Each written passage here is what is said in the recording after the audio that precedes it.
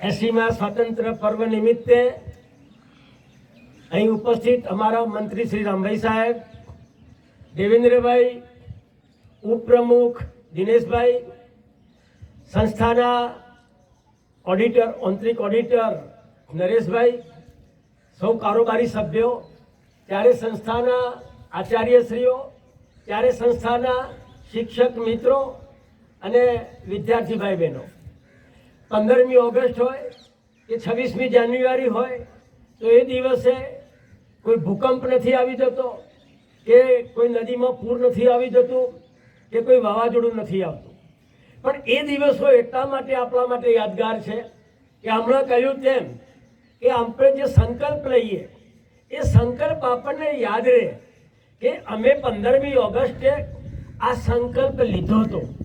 તો આટલા માટે આજે હું તમને વાંચન ઉપર સંકલ્પ લેવાનું કહું છું.